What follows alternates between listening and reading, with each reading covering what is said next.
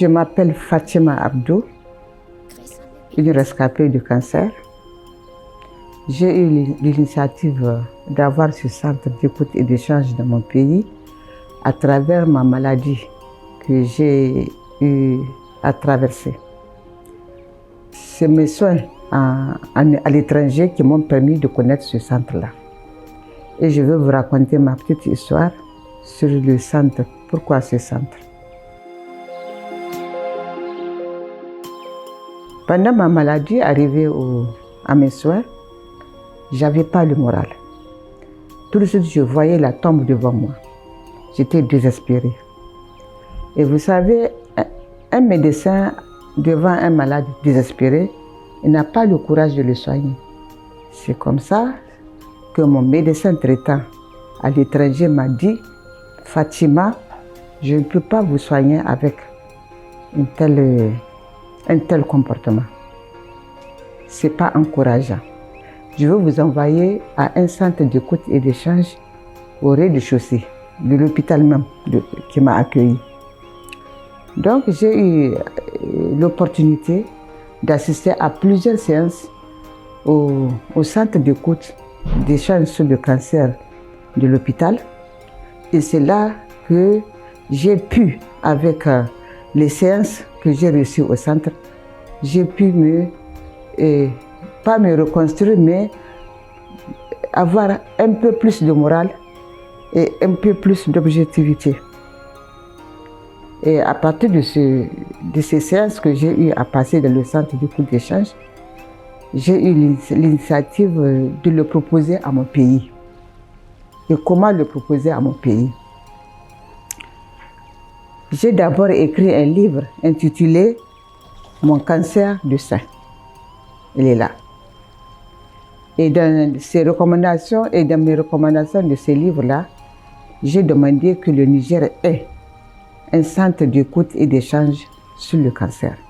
J'ai fait une demande à l'OMS qui, après avoir argumenté, plaidé, j'ai plaidé beaucoup et avec des arguments palpants, rassurants, et du coup, ils ont accepté mon idée. Donc l'initiative vient à 100% de moi, malade guéri du cancer. L'OMS a gracieusement équipé cette salle, a financé tout et a offert ce centre-là au Centre national de lutte contre le cancer. Le Centre national contre le cancer du Niger est le centre de référence pour traiter le cancer dans toutes ses formes.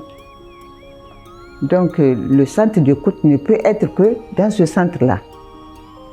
Et de là est parti nos services du centre d'écoute et d'échange.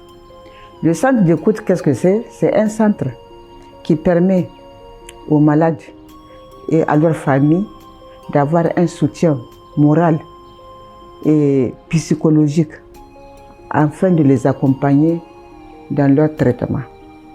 Nous les accompagnons par des sensibilisations, par des films, avec des personnes professionnelles. Nous avons des cadres professionnels qui aident aussi à mieux comprendre leur maladie et leur prise en charge jusqu'à leur guérison.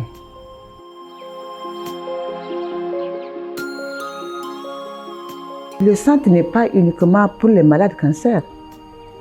Les malades comme les bien portants ont le droit de venir aussi savoir ce que c'est que la maladie, sur les facteurs de risque, sur les effets surtout secondaires qui sont très très très lourds. Parce qu'un malade cancer est confronté à beaucoup d'étapes. L'étape de la chimiothérapie, l'étape de la radiothérapie. Tout ça c'est lourd pour les malades. Et nous on est là pour les encadrer à surmonter tout ça, tous ces effets secondaires-là, dans l'alimentation, dans leur comportement quotidien et aussi même dans la sensibilisation de tous les jours. Tous les jours que Dieu fait, nous sommes de la sensibilisation. C'est quoi la sensibilisation? Un cancer, quand il est pris à temps, il est soigné. Quand il est pris à temps, il est soigné. Il ne faut pas attendre que ça soit déjà propagé à l'intérieur du corps pour se présenter dans les formations sanitaires. Ça sera un peu tard. Donc, j'invite toutes mes sœurs d'Afrique et du monde d'aller se faire dépister. Chaque année, il y a des séances de dépistage, il faut aller le faire. Et c'est à travers ce dépistage-là qu'ils vont avoir leur statut.